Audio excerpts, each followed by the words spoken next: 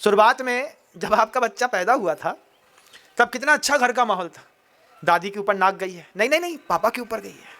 उसके बाद मम्मी की जैसी बिल्कुल आंखें हैं, और देखो वो कंजी दिखत है मॉडी अपनी, कंजी कौन के ऊपर गई, ये तो दोनों के ऊपर नहीं गई, नहीं नहीं बुआ के ऊपर गई है। बड़ा हुआ तो चाल हुआ, चाल चलते अपने दादाजी के चाल के जैसा चलता है। कितने अच्छे शुभ लक्षण दिखते थे बच्चे के अंदर। जब बड़े होकर के बच्चे हरकत करते हैं तो फिर अपन भगवान से पूछे, भगवान जो मोड़ा कौन के ऊपर गो, कौन के ऊपर, कौन की छाया पड़ गई तुम्हें? बचपन में तो तुम्हारी आंख तुम्हारी माँ के जैसी थी, तुम्हारी चाल तुम्हारे दादा के जैसी थी, तुम्हारे चेहरे का नाक नक्शा तुम्हारे पिता के जैसा था। बाद में किसकी छाया पड़ गई? और जैसी छाया दूसरे की पड़ी वैसे ही बच्चे लाइन से बेलाइन होना शुरू हो गए। अगर आपके बच्चे आपके अंडर कंट्रोल हैं तो ये प्रवचन आपके किसी काम का नहीं है। लेकिन अगर आपके घर के अंदर जवान बेटी है, बेटी की चिंता हो रही है, तो शुरुआती दौर है बंधुओं, आचार्य श्री जी की उस प्रतिभा स्थली में अपने बच्चों को एडमिशन कराइएगा। जो तकलीफ़ें, जो सामाजिक दिक्कतें आज से 30 साल पहले, 20 साल पहले इस पूरे भारत की वसुंधरा पर थीं, आज वो सोशल प्रॉब्लम नहीं है।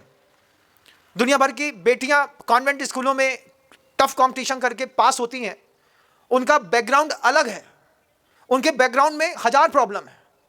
70 करोड़ हिंदू अगर अपनी बेटियों को कहीं पढ़ा रहा है, उसके पीछे एक विकसित होने की उसकी भावना है।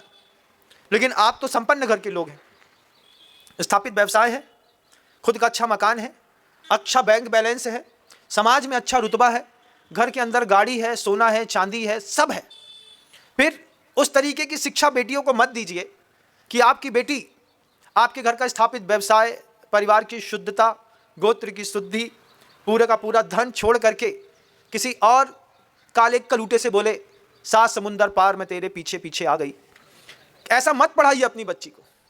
बच्चियां पढ़ती हैं 18, 19, 17 साल की उम्र में, बच्चियां 8-8 साल रिलेशनशिप में रह चुकी होती हैं।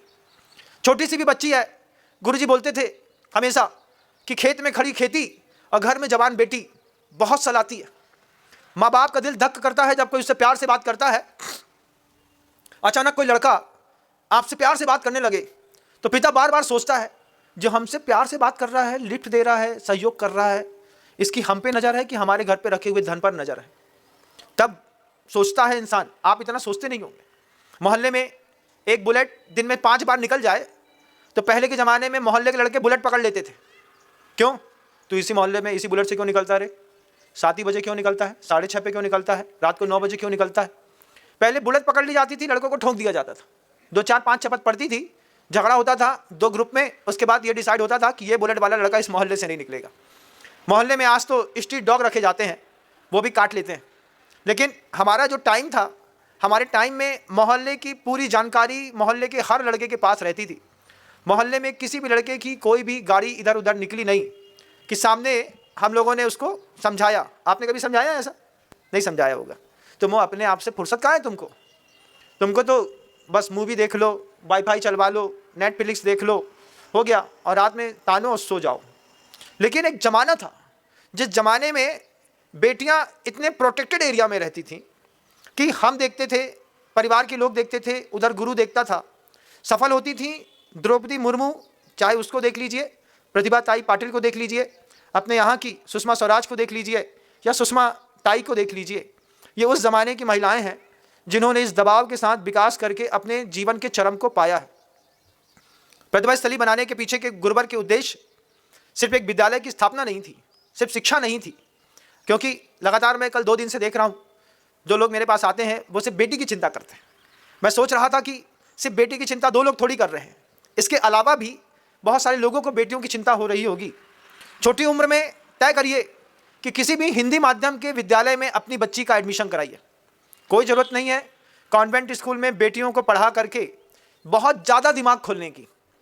सिर्फ 4th क्लास तक बच्ची को घर में संभालिए, उसके बाद प्रतिभा स्थली की बहनों को दीजिए। प्रतिभा स्थली की बहनें 12वीं कक्षा तक माध्यम हिंदी का रखेंगी और बच्चों को सब सिखाएंगी।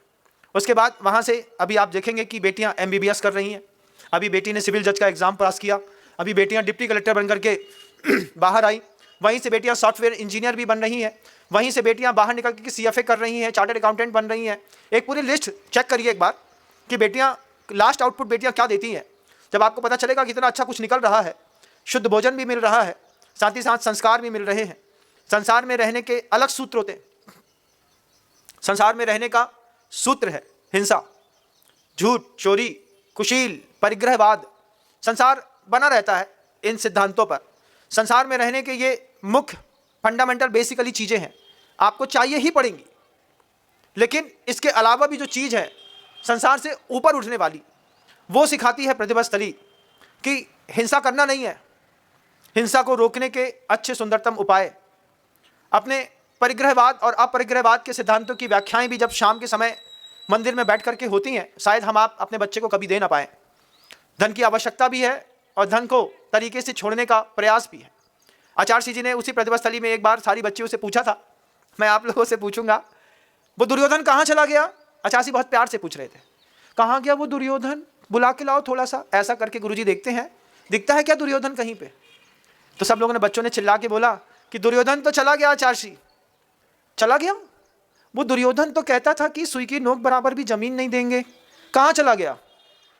जब आचार्य जी ने इस युक्तिपूर्वक बच्चों को समझाया, हम लोगों को भी समझ में आई बात कि वो दुर्योधन जो इस धरती पर जब था तब 5 पांडवों से कहता था कि सुई के नोक के बराबर भी जमीन नहीं देंगे। आज वो दुर्योधन इस धरती पर नहीं है, धरती कुमारी जैसी कल थी आज भी वैसी पड़ी है। न पांडव है न दुर्योधन है, दोनों चले गए। गुरुजी इस बात को कहकर के हम लोगों को सिखाते थे, आप भी सीखिए इस बात को। कितना भी धन का संचय कर लीजिएगा, कितना भी ले जा नहीं पाएंगे। अगर तुम सोचते हो कि इस धरती से ऊपर उठते वक्त तुम्हारी संपत्ति तुम्हारे साथ में जाएगी तो बहुत बड़े भ्रम में हैं आप। दुर्योधन, वो हस्तिनापुर, वो इंद्रप्रस्थ, वो पूरा का पूरा कुरुक्षेत्र, बागपत, हरियाणा सब यहीं छोड़ करके चुपचाप निकल लिया। एक वक्त आएगा आप भी चुपचाप निकल जाएंगे, निकल ही जाता है आदमी चुपचाप। आयुष्य कर्म पूरा होता है और इंसान को जाना ही पड़ता है, रोक नहीं सकते आप अपने आप को। दिपय चाम चादर मणि हाड़ पिंजड़ा देह, भीतर या सम जगत में और नहीं घिन घे। आचार्यों ने मजाक में नहीं लिख दिया, यथार्थ में लिखा। उसके लिए पहले साधना करी, साधना करके गुफाओं में जंगलों में रहे, अनुभव में उतरे, गहराई पर उतर करके अंदर की चीज़ ला करके बाहर दिखाई। दिपय चाम चादर मणि हाड़ पिंजड़ा दे। जितना भी अच्छा सब कुछ दिख रहा है बंधुओं, ज़्यादा दिन अच्छा रहने वाला नहीं। लक्ष्मी संपत्ति अपना मालिक बदलती है, तय है। कितने भी धनाढ्य आप पैसे वाले क्यों ना हो, आपकी संपत्ति का मालिक आपके रहते रहते बदल जाएगा। बदलेगा कि नहीं? बदलेगा। जवानी का याद करिए माँ बहनें, जब आपकी उम्र 30-35 साल की थी तो पति की जेब से थोड़ा थोड़ा पैसा निकाल करके मायके में सोना खरीदती थी। बोलो हाँ, बोलो पहले।